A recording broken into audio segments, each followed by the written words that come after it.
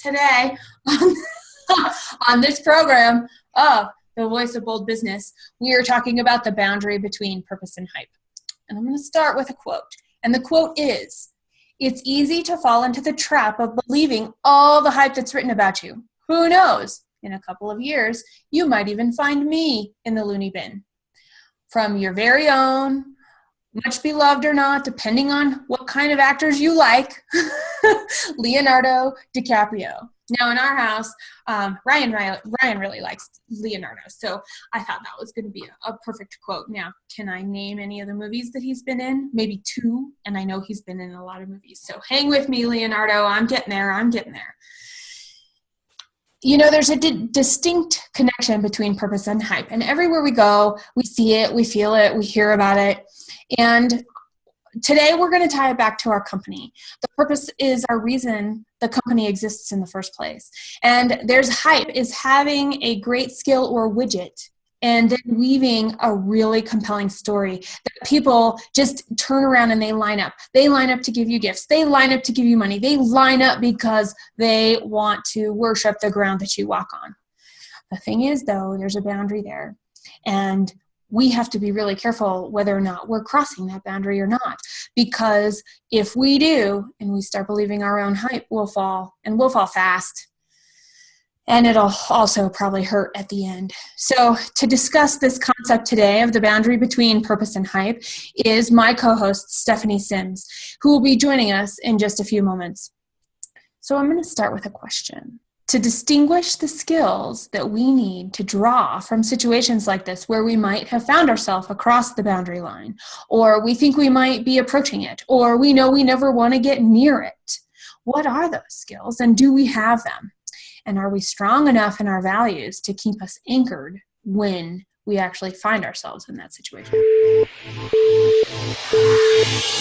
Welcome to The Voice of Bold Business, the show that provides everything smart leaders need to evaluate situations, build relationships, and create solutions.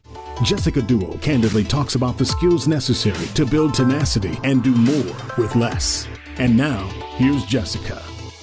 So everybody, this is Stephanie Sims. She's from Financeability, and I want to tell you that Stephanie and I go way back, and I don't even remember where we first met. I just know since we met, we keep finding ways to work together and talk together and build not only our working relationship, but our personal relationship. So Stephanie, tell us a little bit about you.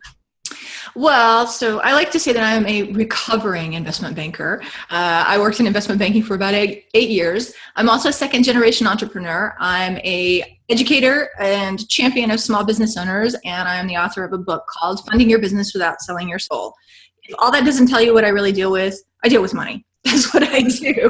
And you would be kind of money, not my personal money. You're talking about my business money. Exactly. And you would be surprised how many people in business who are very successful and are doing really well get the heebie-jeebies when we talk about their business money. So if that's you and the fact that I said money kind of freaks you out, don't worry, you're an excellent company, but that's what I do. That's how I help people. You came up with the idea for this show today. You sent me a newsletter article from the Wall Street Journal, and I am paraphrasing because for my internet connection and everything, for our recording, I have everything closed. So I don't have it handy. It will be in the program notes that are associated with our episode here. And the gist of it was that when people get investment money, a lot of times it is used poorly. And sometimes it's used so poorly, you can't even call it a disaster. It's a word worse than disaster. Yes, but a word we can't say in polite company. Right? Exactly. That's exactly right. If anyone saw, okay, so it's funny, we were laughing about movies before. If anyone saw one of Clint Eastwood's last movies, which was called Heartbreak Ridge. Oh, I haven't seen that. I'm sure I have, but I don't remember the title. Okay. Yes. Well, I'm just gonna tell people where they can find this word because we can't say it. Go in and when he talks to the supply sergeant and he says, "So, were you good at supply?" And the guy says yes. And then he says, Clint Eastwood says, "Well, you need to go back to that because where you are now, you're just a And so that's what it looks like in this particular thing that you're talking about, Jess. And it was funny because I really found it very interesting This particular case is the case of an investment fund, Mm-hmm. right? So it's not just somebody who got money to build a business. It's somebody who was actively out there saying, hey, guess what? I know how to pick really great businesses and make you some money. So give me your money and let me invest in these businesses. Someone who's supposed to know tons about the industry, somebody who's supposed to be incredibly intelligent, and who's out there telling people actively, I can help you, I can make better decisions than you make yourself. And what they did, you can read the article, we'll put it in the show notes, but basically what they did is they just kind of flushed all that money down the toilet, and now they're kind of standing there with their hands in the air going, huh? We don't understand. What happened? Right, exactly. And okay, so we're going to start with responsibility, because that's actually a pretty big theme around all of this. There was a lack of responsibility, and then the way that the hands were washed after is like, how was I supposed to know? Afterwards is also a lack of responsibility. And I have to tell you, that's the part that gets at me the most, are well-meaning people that say they have all of the answers, and then they turn around. And it's okay that they don't have all the answers. Nobody does. Even when I say I have all the answers, I know I don't. And everybody else knows I don't, because I have the answers for what I said, not for the answers for what might come up, right? Right, exactly. Which is a good thing to know. But when we're talking about responsibility, it's okay. So one of the hardest things to talk about, one of the most charged topics at work and at home, happens to be around the dollars and the cents of things. And here this person is, he basically, I don't know, is there something worse than burning bridges that you can think of? Particularly in the investment community, no. People say that, elephants have long memories. They've got nothing on investors. I can tell you. If you ever did a deal that went wrong, everyone in the community will know about it. And they'll never forget, and they don't forgive. And that's even outside of the investment community. Eventually forgiveness may occur, but the person may never recover. Right. Well, and what I find hilarious about this, not hilarious about the situation, but what I find really interesting about the way this all came down is that it's really a pretty classic story. Mm-hmm. It's somebody, and this is where we got, I think, to the discussion and the kind of the title of the show. It's somebody who started out and who did some really good work, and who had some great instincts, who had some skills and talents to bring to the table. But then because everybody else was telling them how amazing they were and wonderful they were, and people were throwing money at them, they left kind of the domain of reality. They jumped into this alternate universe where everything was possible and it was just going to magically work itself out. Mm-hmm. Mm-hmm. And it wasn't their problem anymore, right? They kind of abdicated that responsibility by saying, well, but this is what my investors want. Well, but this is what I need to do to make this thing happen. Mm-hmm. Well, where else does that show up in business on a regular basis? Is there another place that you can think of? Well, I think one place it shows up a lot and a lot closer to home is even when we're thinking about our clients. Mm-hmm. Because a lot of times, and again, if it depends on which type of industry you work in, but I work in service industry. And if you work in service industry, you always need to be looking for new clients, right? You need to be investing your time and energy into some marketing activities, into networking, into getting to know people. And I think a lot of times it's very easy if you ask someone to work with you, or if you make them a proposal or an offer and they turn you down, to simply say, oh, well, they're a jerk. Oh, wow. To kind of abdicate your responsibility and say, oh, well, that didn't work out, but it has nothing to do with me. The economy's bad. Right. Well, okay. They're not ready, or, some variation of that, when in fact, that's important. There's something in there that you need to understand. So that actually, yes, and even not in the service industry, any sales position needs to know that. That yes, it's easy to go, oh, well, that's not my fault, or gee, that fell apart, there was nothing I could do. The whole purpose of being of service is to listen for, acknowledge, and find the correct solution, find out what the problems are, and find out if there are possible solutions before the breakdown occurs. Right. Right. Well, and to be in, I think there's also the element of being in a position um, to see what is right for the other person. Right. Yeah. Okay. To be able to really find some alignment, because I think that's the other thing that happens. And I'm not necessarily thinking about my business, but I'm thinking about a business where maybe someone is contacting hundreds of people every day. You know, a business where you need a lot of leads and a lot of prospects. Sometimes that process can leave you a little jaded, Yes. frankly, and you're not really thinking about what that other person on the other end of the phone needs. You're just trying to get whatever it is you need to fill out your spreadsheet.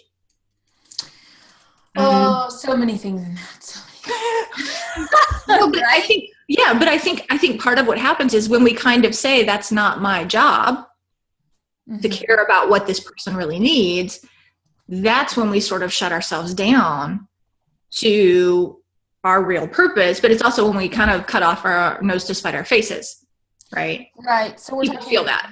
Yeah, you can feel it. So we're talking about making it right. In the end, that's what we're talking about. We're talking about making it right.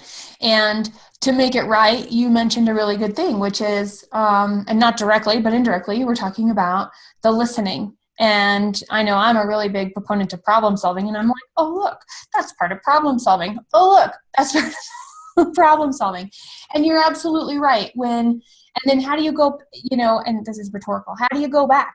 If you've made it wrong and you've totally just blown something off, or you were really aloof about it, or you let somebody judge you poorly, or you judge somebody poorly, it's really hard to turn around and make it right. So so let's now talk about then being a leader in this place where we might have a team of people, and finance or otherwise, investing or otherwise, it comes down to how, what is the right way to own the responsibility and teach that internally from a value perspective? Because if we forget what our values are, we're losing sight of our overall purpose, our reason for being as an individual and as a company. I think there's a lot of directions there, because I think it's, there's some pretty weighty issues to consider in there. Yeah. But I think one of the things as leaders that we want to be clear about is developing shared meaning. Yes. Because I think, and just in reading this story, one of the things that I sort of felt was missing, and they interviewed people inside the company. The person themselves were, the head of the company was not available for interview, but they interviewed some ex-employees and some other investors. They tried to get a complete picture of what was happening. And in doing that, it kind of became clear that nobody was 100% in agreement on what they were really supposed to be doing, right? And so it was easy to kind of deny responsibility or to get away from their purpose, because nobody was really clear about what their purpose was to start with. And they were all okay with that. They all, to me, shared some of the responsibility of, hey, wait a minute, when you say that you're going to make me a 5X return, what does that really mean? Is that 5X before fees? Is that 5X in 5 years? And, that's a very concrete example. But go to the total other end. I think there are people out there who are saying, we're going to make the world a better place, right? That's the purpose of our company. Yeah. Well, I think it's hard for people to get their arms around that. They need something they can actually kind of hang their hats on and say, give me something real, that I can do every day. I see that as a trend in business today. Maybe it's a swing, right? We came from the place of, and poor McDonald's takes the flack for this because they were the ones that invented it, right? But they've got the lowest common denominator of any job for the skills, so that they can find people with those skills that then they can develop if they show the potential to develop, which a lot of businesses use. And out of that, and I'm making a leap here, but through those processes came things like lean and agile and some of these other ways to conduct a business when you're not in the food industry that can also really use the maximum resources with the least amount of time with the most return. And those are really important things when we're thinking about responsibility. And when nobody knows what anybody else is doing, all of that breaks down. So when we're wearing more than one hat, when we are trying to juggle a whole bunch of balls in the air, or, hold plates up on stilts, and we're just trying to make sure that all those plates are still going, it becomes really hard. And it's easy to say, oh, well, I didn't know about that. Well, the buck's got to stop somewhere. And that's what you have a thingy about bucks. I forgot. I like that. Yeah, mine's a little different. Mine's, Sure. stop looking for bucks in all the wrong places. All the wrong places. Yeah, exactly. But I think you're right. And I do think, though, that part of the reason we can't find people that we trust to take on those responsibilities, to grab some of those balls or move some of those plates or whatever it is that we need done, is also because we're not doing necessarily our best work when it comes to articulating and communicating our purpose. And not just one time, right? This is not something where it's like, you write it on the wall and you stick it up there and then everybody knows it until the end of time. It's got to be kind of lived inside of the company in a way that all of the people who are part of your team know that you're not just paying lip service to it. Right. And so there's another element to that. When you were talking, and I just wrote this down, we can do our best work, but it could be in the completely wrong place and time, which makes it ineffective, unuseful, and off base.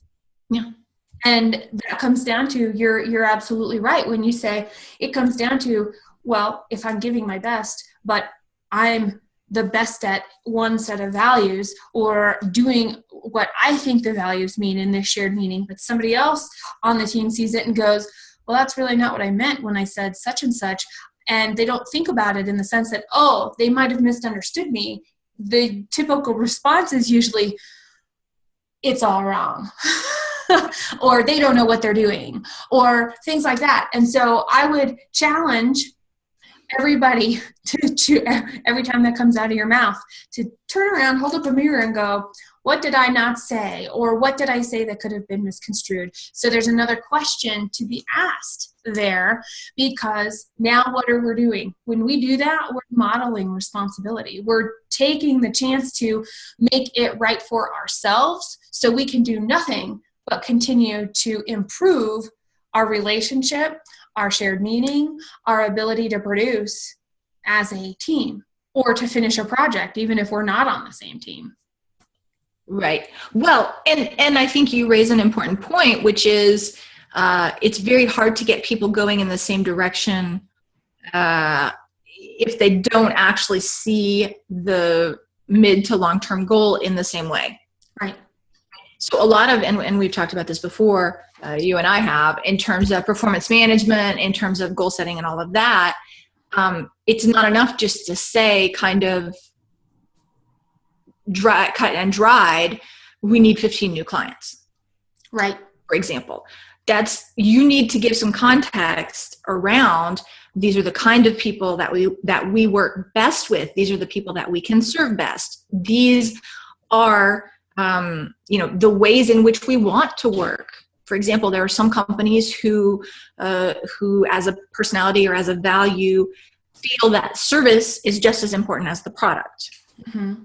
That's a very different way of delivering something than someone who believes that the value is 100% in their product and really all they're concerned about is making sure that the product works. Right. It's not right or wrong, but if you've got somebody who's got a customer service orientation working in a company that's focused on the product, they might be really unhappy and they might actually get into trouble because they thought the right thing to do for the client was to spend a half an hour on the phone with them, walking them through how to do it. Mm-hmm. And their boss is standing behind them going, get off the phone, get off the phone, get off the phone. Right. And I think that, and it's also personal strengths. And that goes down to, if that's happening and people are in place and there's frustration at any point by anybody, that means really it can go all the way back to the hiring. And it's not the hiring team's fault. It's the lack of understanding by everybody about how to articulate what's important and to be able to find people with the right, that will be the right fit based off of what the focus points are. That's, this is really interesting. Because I'm going to shift just a little bit. because you made up a really good point of there being a different definition and in the customer service representative, or just being able to blanket say, we're going to increase by 10% year over year, or we need 10 new clients this month, or you're going to answer 10 phone calls in 30 minutes, or whatever these metrics are, which are all very useful. And those types of statements, without additional dialogue or context, may inadvertently create a culture, create a situation, create an environment where people aren't comfortable or they misunderstand. And so they start caring about all of these metric, they become metric heavy themselves because they're leading by example, because they understand the people they report to have more information than they do. And the people that they report to are giving them the information they need to succeed, theoretically, as long as the people who have that information that they're reporting to understand it themselves. Right. Well, and I think that may be one of the, I'm just thinking to some of my experiences, right? Mm-hmm. Like with, I worked in banking. Clearly, it's a relatively bureaucratic environment. It's very focused on metrics. There are I had some experiences there that I don't want to repeat in my own company. And, there are reasons for that. Mm-hmm. As an employee, there's always a need for direction, right? So you feel like, I think everyone wants to know what they're trying to achieve. But I do think that if we can't balance that with the company values, mm-hmm. and we don't kind of put that, what can we call it, a common sense hat on it and say, yes, we want to have 10 new clients, but we're not going to lie, cheat, or steal to get them. Or, yes, we want to have 10 new clients, but we don't want you to work 100 hours a week. Whatever that kind of safety valve is really how I see the values of the company. But it's a big, big undertaking, particularly if your company is relatively large and has been around for a while, to actually modify that culture, right? Because you've sort of, like you said, you've sort of created this culture where we say this is important. Here's our values. We say they're important. But at the end of the day, how are you bonused? How are you compensated? Exactly. We couldn't care less about your values. Did you get your 10 clients or not? Exactly. Right. And that actually, and you're talking about larger companies, which is really true. And I'm going to go to the other end of the spectrum and say it may even be harder to change the culture of a 1 or a 5 or a 10% business, just because it's very intimate that way. There tends to be a different kind of dynamic, and change is met with more resistance. Our familiarity and our willingness to not treat others like we want to be treated, but to just assume things about them because we work so closely with them, will start to surface. And so I agree with the larger, having the larger companies be aware of that too, because you're right. Every department needs to understand how their story shows up and actually creates an entire experience, not only for the customer, but for every single person in that company. So those values, that mission, the purpose are restated with every action. They really are the playbook of business. Yeah. But a lot of people, and it's funny, I've been having a few conversations and we've all kind of gotten back here. It must be on my brain. But a lot of people really have this notion that me as a person, my personal values, my personal beliefs, and all of that don't really have an impact or have a place in my job. It's just business. The thing that I think about every time I think about that is the Pirates of the Caribbean. I don't know. Right. I think your son's too small. He probably hasn't seen it, but the last scene when he's standing there and the ship's blowing up around him and he's got this totally confused look on his face and he says, "But it was just business." No, it was not. It was still a human being that you were dealing with. Right. Or Office Space. There's another one that has the same thing right at the end. Right. I got my stapler and I set the whole place on fire. Right.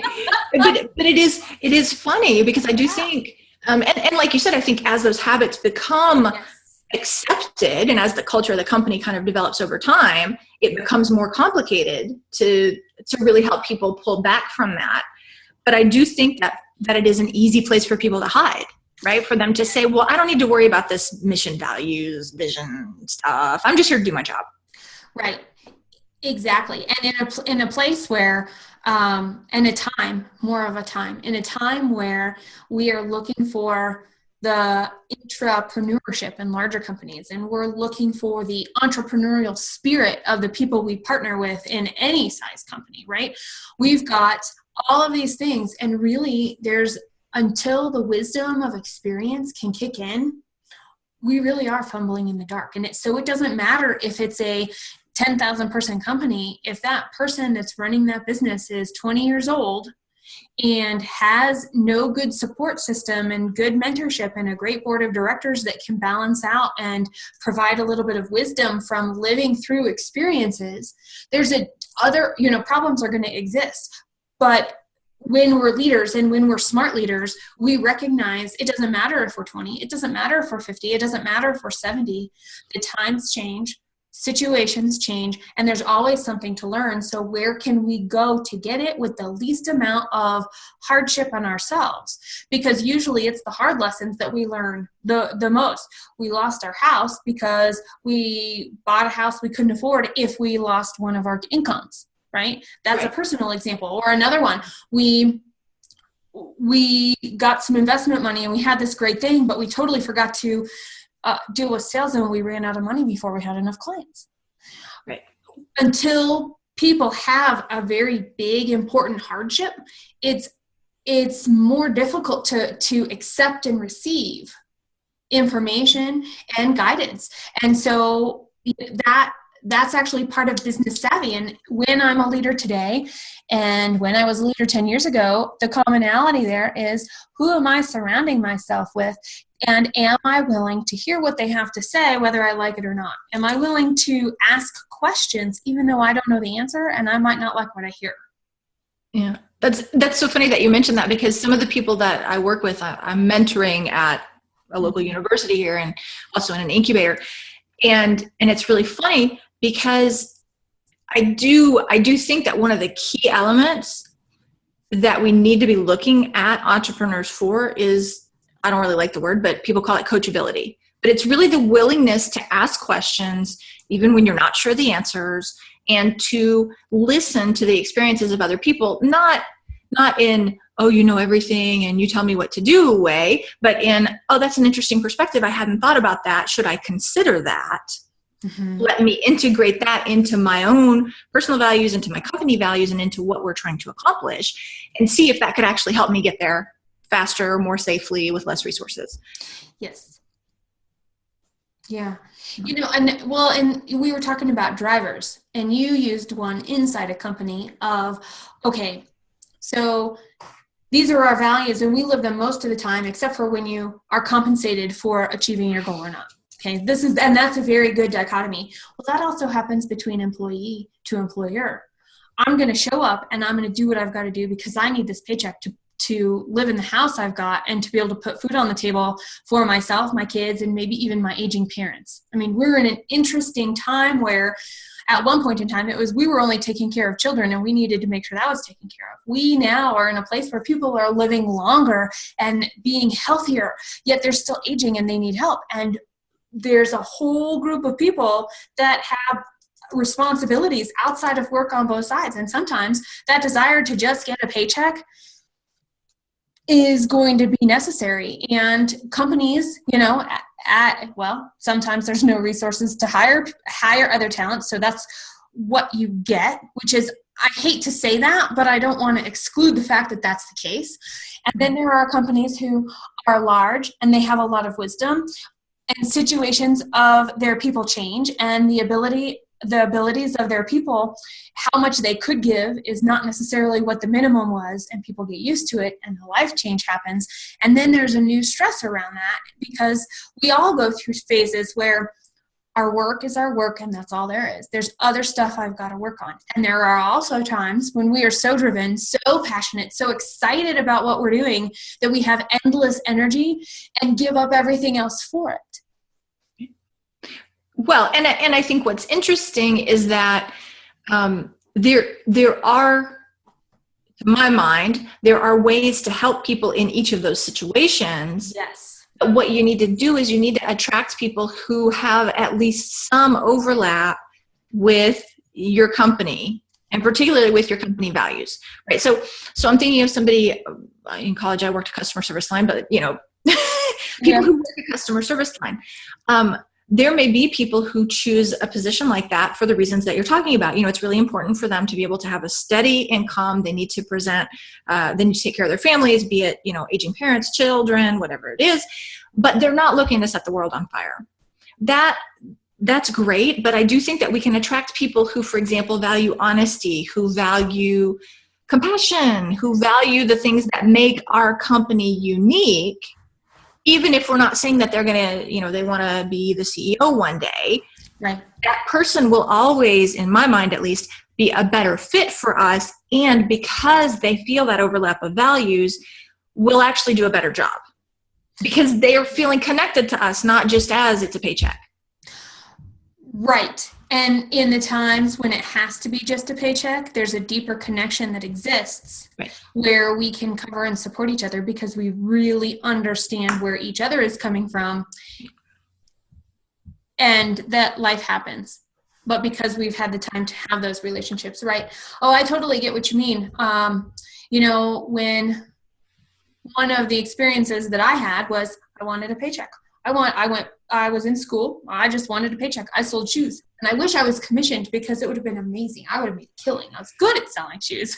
But I wanted to clock in and clock out. And I actually ended up spending a lot of time there, and not in, just because, and asking for more hours because of how fun it was. And it came time to, for promotions, and it depends on the culture. This is another thing about when we're talking about responsibility is how are we developing our people and what is the process? There had been, I was working with somebody who had been there 1 week earlier than me and had no management experience. And I had come from a place where I had had lots of management experience, but she was promoted to the next manager job because she was hired first. And that actually really hurt for a really long time. And then we became friends and it all was all good and I let it go. But when you're in that moment and you see this opportunity for advancement, and even though, and other people might see it too, even though the skills, the whatever, they're not willing to break out of tradition. And that's a problem in a world where we need to be super adaptable. Yeah. Well, and I think that that's part of the challenge that everyone faces, not just, obviously, people with lots of employees are going to face that challenge a lot more quickly, but even small businesses that are trying to grow. If we're trying to grow a business with that sort of model, I'm thinking kind of the Henry Ford model of employees, right? They're just like a wrench. They're just a tool. I just stick them where I need them to go and they just do this one thing for me. I think that particularly given the workforce that's developing, we have young people today who are much more interested in having fulfilling personal lives, and they're much more aware of their personal values and how that relates to their careers. I think there's kind of a train wreck that's going to happen if, as employers, we can't get out of the mindset of, hey, this is an employee, it's, a wrench or a hammer or a screwdriver. We need to see them as people. And I agree that it's very challenging, and we've all seen the articles, right? Like, millennials don't want to work and they're never going to survive. And it's not that. It's not someone wins and someone loses. It's more developing a new model that's going to that's going to take into account, actually, the realities of where we are right now, right? Because what worked in the early 20th century is not going to work these days. Well, it's true. And what's really interesting was, so my son is at a Montessori school. We also, a very good Montessori school here locally in Boulder. We also have a Waldorf school here in Boulder. Same end of the spectrum, totally different approaches. And the Waldorf school, I went and I was doing, as I was doing research, the Waldorf school was actually created, it was in the early 1900s, and it was created for a cigarette manufacturer in Germany so that the kids could have daycare and still learn something, because the manufacturer recognized the need to provide this type of benefit to make more cohesive families and to support that. So I wish I knew the name of the cigarette company, because they were like way ahead of their time. And here we are, we have this very cool, very progressive, more and more adopted type of learning here in the United States from it, in terms of an approach of the child is first. And so I think that's a very cool and interesting thing that we're seeing more and more, yet people struggle with that. And I'm thinking about the tradition versus what's best for the situation. And do you hire sequentially, or do you look, or are you grooming in a certain way for certain things because you want to pass on this wisdom and give more bite-sized opportunities to take on more and live up and get some successes? Or do you look for that raw talent, and do you maybe skip over a level? Maybe do you look someplace else? Are you actually watching somebody in another company that you think can help in your company for a certain project at a certain time that you might want to recruit in? I mean, that's actually, it comes back to investing in our people, and we can't invest in our people or figure out what we want them to do or what we want them to become within an organization that we don't even understand what it's supposed to do or supposed to become. Right. Well, and that we personally don't resonate with. I mean, I think that's part of it too, is I think because there's been, and again, things are changing, and you and I thankfully are on the forefront of that change. But I think there's still a lot of people who've had experiences in corporate America where it's really, we don't care about your personal life. This is business. Just show up and do your job. And it's less and less, thankfully. But I do think that if you, as a manager, as a leader, you can't get behind the mission of the company, you can't find something in there that you say this is more than a way to make money, then it's going to be awfully hard for you to do a good job recruiting people, because it's kind of, you're not even a believer, right? How are you going to convert somebody if you're not even a believer? Yeah, that's it, exactly. And I think that's a really good point. So, when we're thinking about bouncing, when we're thinking about we're all going to fall, we're all going to make mistakes, and the more mistakes we make, the easier each fall becomes, unless it's a brand new mistake, and then it kind of hurts again, right? It's like a rug burn versus an actual broken bone, I think.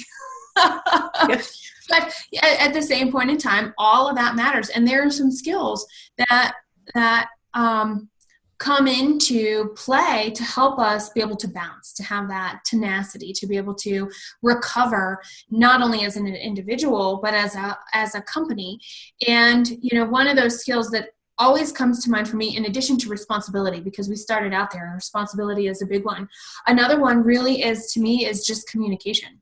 Without communication and an understanding of the communication paths, what's acceptable or not, because there are unacceptable forms of communication. It doesn't matter if you're 5 or you're 15 or you're 35 or you're 55 or you're 100. You just don't walk up to somebody, at least not today, and whack them in the head and say, do it differently next time. It doesn't work. Doesn't work. It's going to be met with resistance because of the personal awareness that we were talking about, because of the desire of us wanting to fit in and feeling fulfilled and being able to contribute. But at the same point in time, when we're talking about communication, it's okay. So it goes back to the questions. Within communication, I'm really focused on the question piece. What are the questions we need to ask? What are the questions we might be afraid to ask? What are the things that are sitting here on the table that nobody's saying? How do we ask and get those brought to light so that we can have the best communication to decide whatever needs to be decided, to choose whatever needs to be chosen, or to just move on, Yeah. So that's a great point. I think that someone said it, I'll have to go look it up after we talk, but someone said that all problems are communication problems, right? Mm-hmm. At the base, that's really what it is, right? It's two people who don't understand each other or can't agree on something. Right. And I do think that if you're not able to effectively communicate, either as as an employee or as a leader, that's a pretty big handicap, because even if you do, even if you are a believer, even if you are convinced that the mission and the values that you're working for align with you personally, if you're not able to communicate that and also to hear some differing opinions and try to help that person figure out, okay, wait, are we just misunderstanding each other, or is there actually a big disconnect here? Mm-hmm. That's part of your role, I think, as a leader. But if you're not able to provoke those kind of discussions, like you were saying, then you're missing out on a lot of good information, but you're also ultimately creating, I don't want to say churn, but creating a situation where it's hard for people to stick around. Yeah. Well, exactly. And high turnover is really, it does. And I love that quote. We're going to find out who said that and put it into the program notes. All problems are communication problems. And that great additions. And it doesn't matter what are the symptoms of that high turnover. Yes, people, a fear of actually speaking up. And it might even be one person. It might be one person that doesn't necessarily carry any influence, that doesn't necessarily get to be the final decision maker, but still interject and speak around to and about different situations that are put downs, that they're squashers instead of lifters. Oh, weird. I'll bet there was a better way to say that, but that's what I came out of. I like it. With the visuals, it was great. Yeah.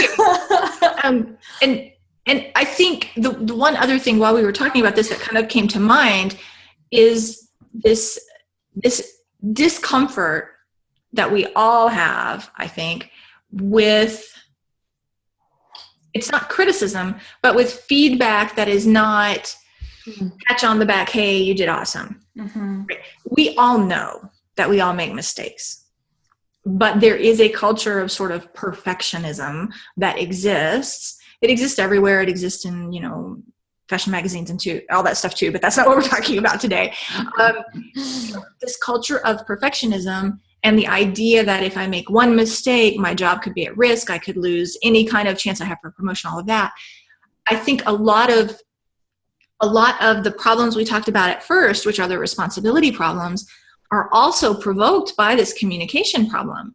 Because if you're not clear about what it is you're supposed to do to get that next step, to make the next promotion, to get the pat on the back, then your chances are good you're just going to be like, oh, no, you didn't ask me to do that. That's not really what you said. Mm-hmm. You see what I mean? And so I see those problems as kind of being linked, because it is, when there's poor communication, it's highly possible that the person didn't actually understand what it was they were supposed to do. And so then they can disclaim responsibility and say, yeah, but that's not what you told me. Mm-hmm. And so by working on both of those, and by developing, I was thinking about radical candor when I started this thing, by developing a different way of giving feedback. And, for those of you who don't know what radical candor is, I highly suggest you read it. It's a great article. We'll put it on we can put it in the show notes. Yeah. But essentially what it talks about is, it talks about the best way, and really the only way that you can give effective feedback, is if you actually care enough about the person you're giving the feedback to want to help them progress. Right? That was one of the big issues, is that, if you're giving feedback to people and you would just assume they quit, well, it's probably not going to help to give them your feedback, right? Yeah, that's true. And that actually comes to the third skill, and I'm going to call it a skill. I'm going to call it hunger. The need to explore, maybe explore is a better word than hunger, but regardless, when you care enough to take responsibility and say, got it, we're going to do something. When you are willing to communicate and say, I care that they know what just happened from my perspective. I care that I have something that could develop them. That also comes down to the hunger piece. Do we have a drive to provide a solution? Do we have a drive to understand and not our own personal problems, not our interpersonal problems, not anything like that, the problem our company was created to solve? Do we have a hunger to keep at it and to make sure the problem that we're solving actually still exists? Or if the problem that we're solving is changing, what does that look like? The hunger to recognize we might have to wear 10 hats for a while. We might always be in a place where we were hired to do one thing, but we're actually doing another.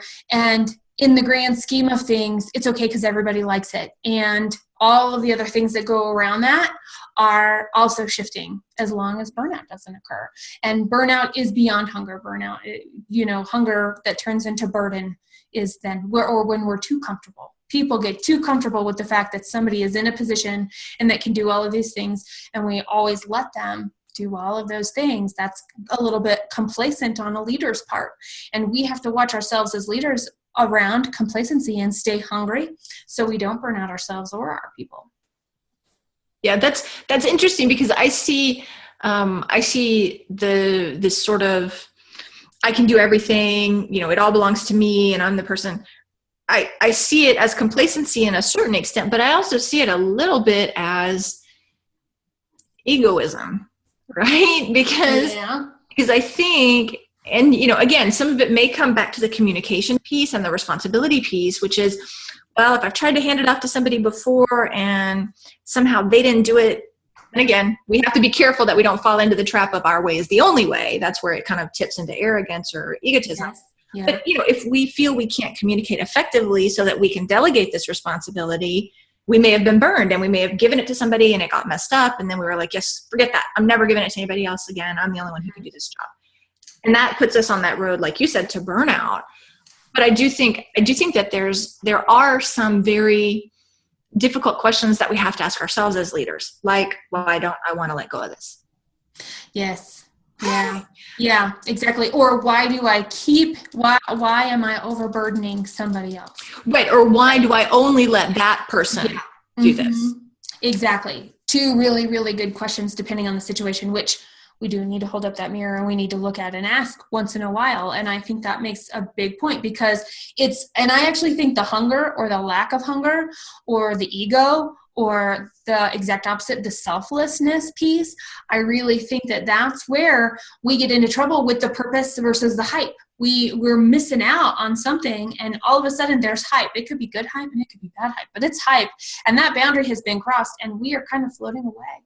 No, we're not we are.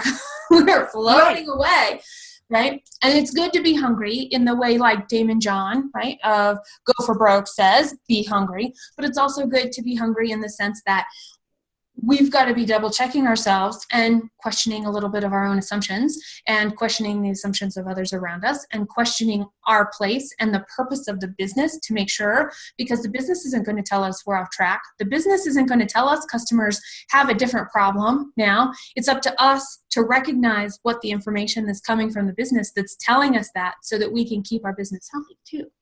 So without losing our purpose and without believing all of our own hype, it's holding up the questions. And we talked about 3 skills, and we're out of time for this program. But we talked about responsibility, we talked about communication, and we talked about hunger being 3 skills to help really put a stop to believing the hype and getting caught in a place where we have to fall, and we can use radical candor and some self-assessment along the way to really make sure that we're staying on purpose. So you are watching The Voice of Bold Business, and this is Program 2, The Boundary Between Purpose and Hype.